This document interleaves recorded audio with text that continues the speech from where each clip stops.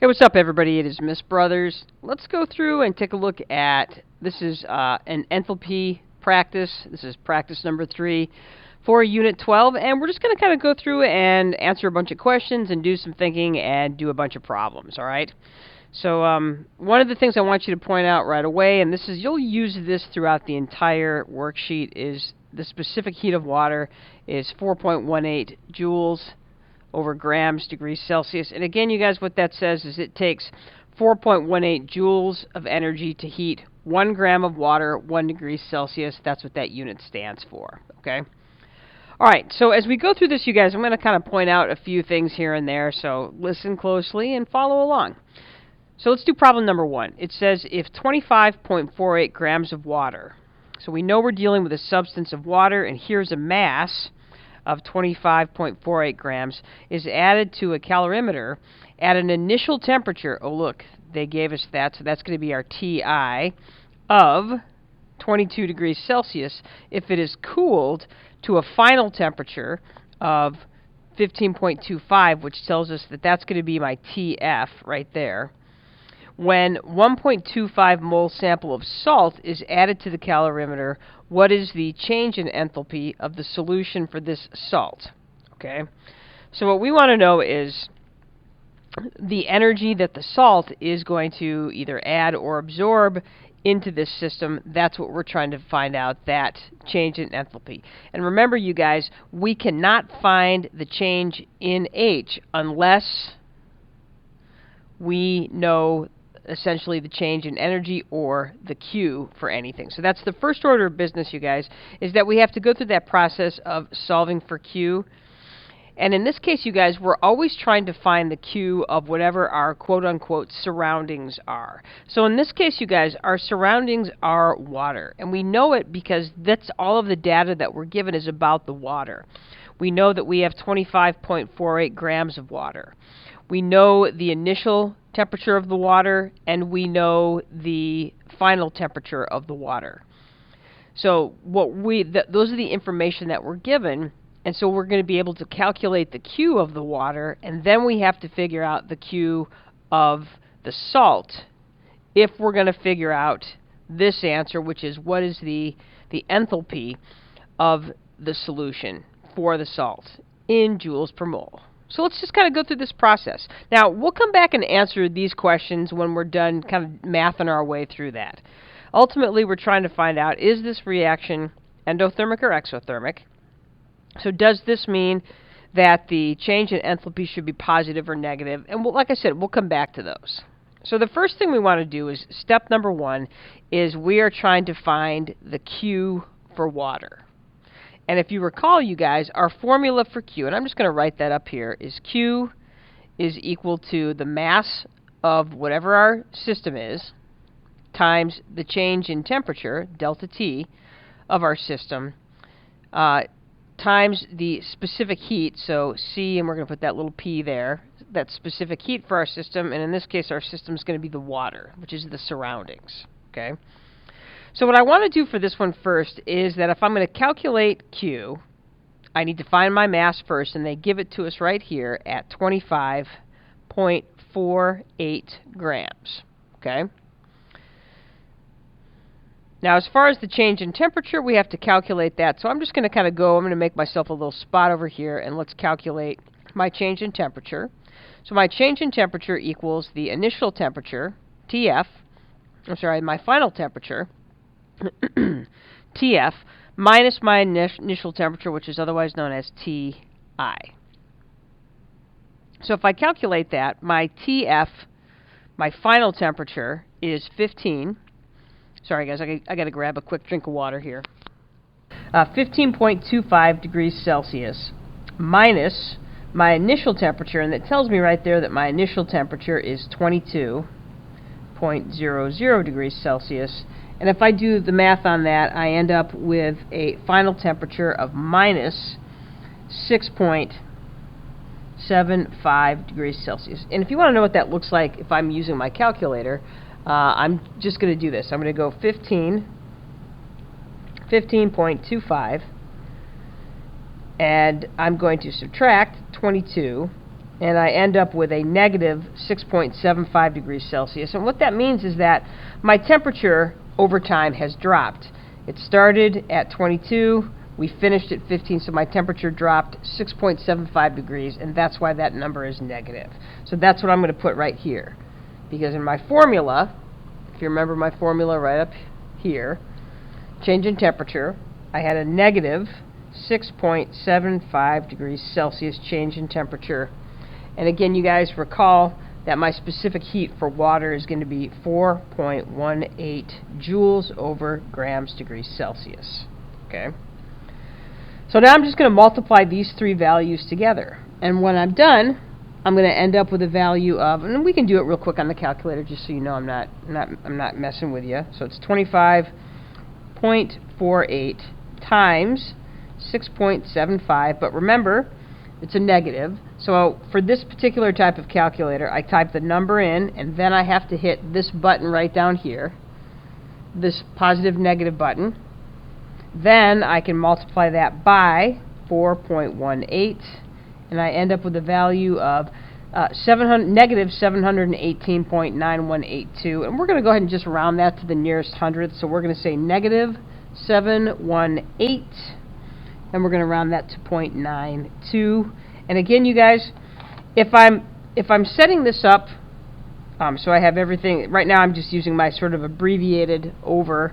I know that I'm going to be able to cancel out grams, and I'm going to be able to cancel out degrees Celsius, so that the only unit I will have left is joules. And joules is our unit of energy, so, and it's a capital J.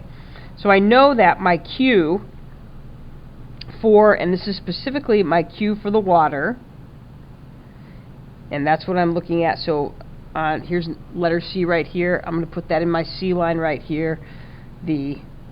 How many joules of energy are lost by the water? 718.92 joules are lost, and that's what that negative sign stands for. Okay?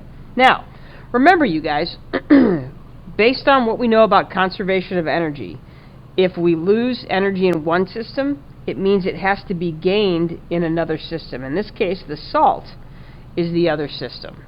So how many joules of energy are gained by the salt? So because it's gained, it means that we're going to have a plus sign right here, and it's going to be that same value. So 718.92 joules of energy is gained by the salt. Okay?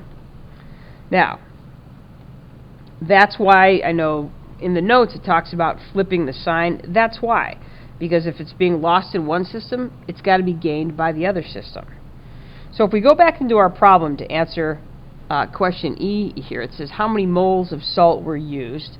Well, we'll go back into our problem, and I can see right here that I have 1.25 mole sample of salt. So I know that's what's going to go in right here.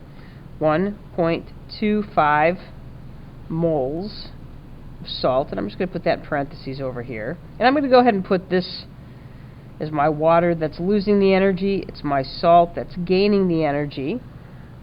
And now what I have to do is I have this information that I need, and I'm going to go ahead and calculate my change in enthalpy, or my enthalpy, or my change, or my delta H.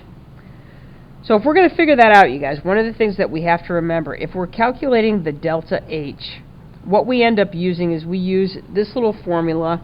It's going to be the Q of whatever system we're trying to figure out over moles. All right? And we talked about that when we did those notes.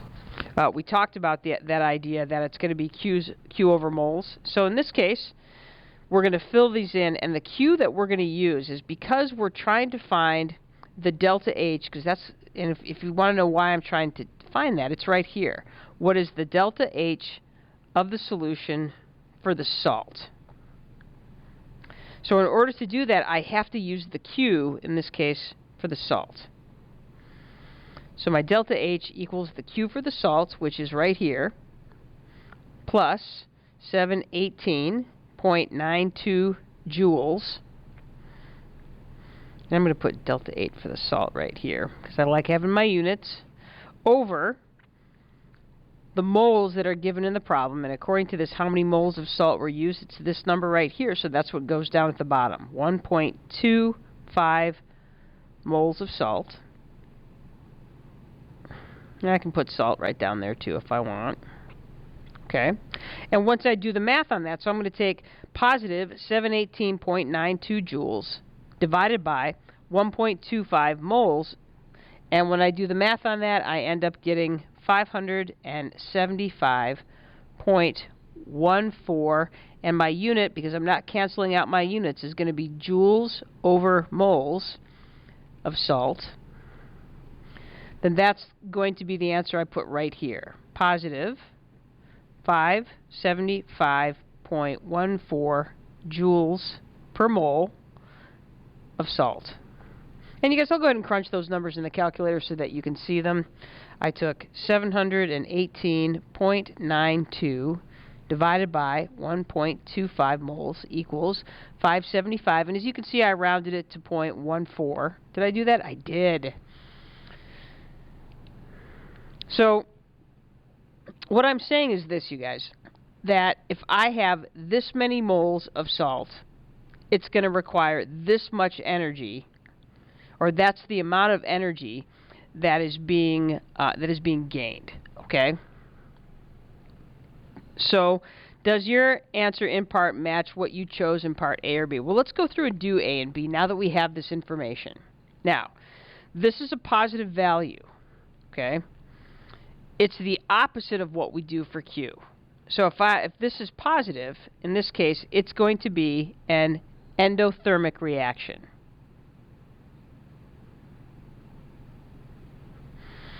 And whenever we are dealing with the change in H, if it's positive, it means that it's going to be endothermic. Now, this is sort of the opposite of what we do when we deal with Q.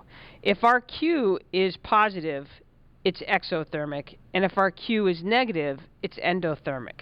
But we're not dealing with, because Q, you guys remember, Q that we are dealing with, when we are calculating Q, we calculate the surroundings, not the reaction.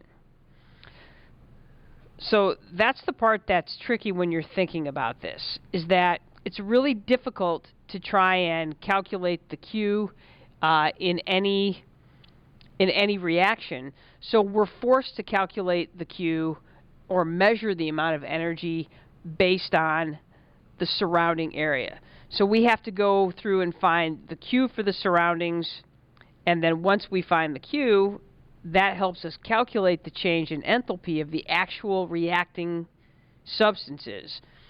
And then once we do that, then we can figure out what's happening in the reaction itself. I'm not sure if I'm explaining that very well, but I know students can get confused on that Q is different, and that's that idea that Q is different than this H, than this enthalpy. Q, you guys, is only about thermal energy or heat energy that is entering or leaving the surroundings. Change in H, you guys, is about what is happening in the reaction itself, in those bonds. So, and that's something that we can't measure with a thermometer. I can put a thermometer in a beaker of something that's reacting, and I can take the temperature of that system, and once I take the temperature of that system, I can calculate the energy going in and out of those surroundings. But what I can't do is stick a thermometer in a reaction itself, because what's happening is happening at such a small level. So I have to use all of these other indirect methods to figure out how much energy is going into the bonds or coming out of the bonds during that actual reaction itself. So that's why this can be a little bit confusing. So let's go back to G here. It says, does your answer in part F match what you chose in parts A and B? And the answer is it does. It's endothermic because it's positive. So if I were to write an answer right like this, you guys, what I would write is, I would write yes right here. And as far as the why, this is what I would write. Is this reaction more or less likely to take place? Well, this is an endothermic reaction, okay? And so the answer is, it is less likely to take place.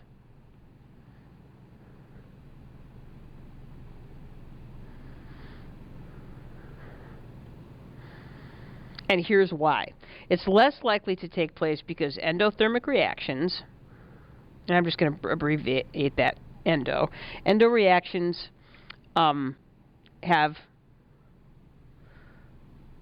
actually, that's not what I want to write. Less likely to take place. Endothermic reactions are less likely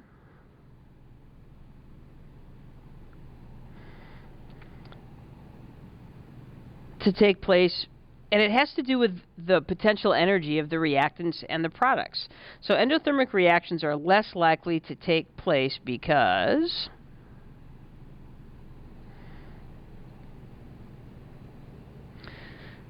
the reactants have lower potential energy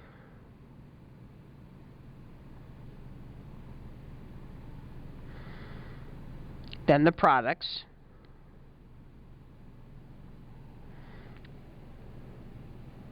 and the reactants require more activation energy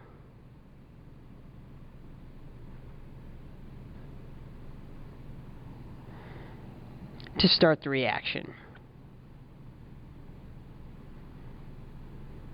And we saw that when we did those graphs early in this unit. If you remember when we had those graphs and we had potential energy increasing here, and we had reaction time increasing this way.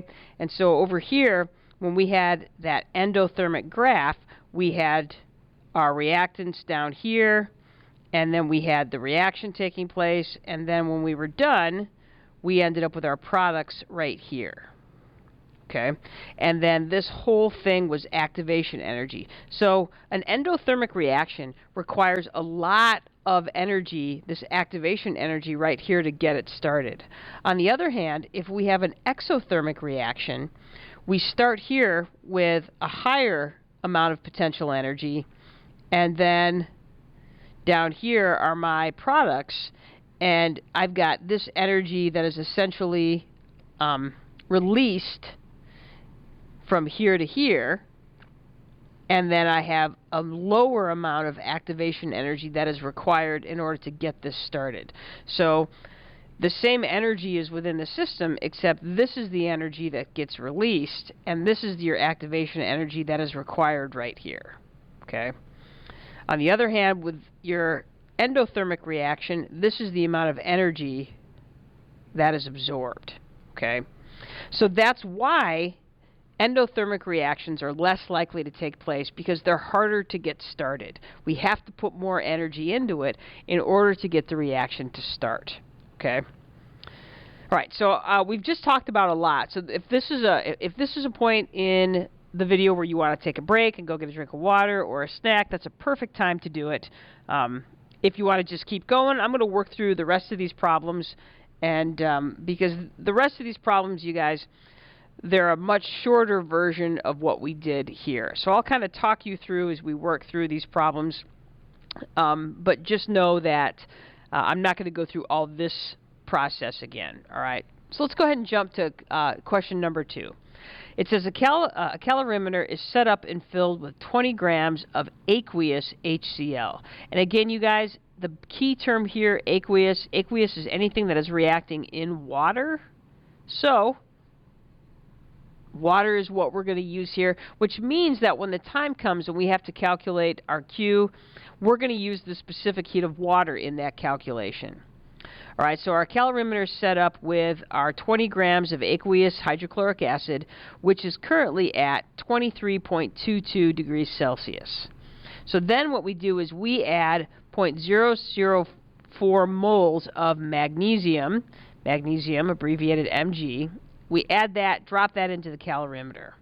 So then the temperature of the acid rises to 98.63. So again, you guys, we started right here at 23.22, so that's going to be my TI.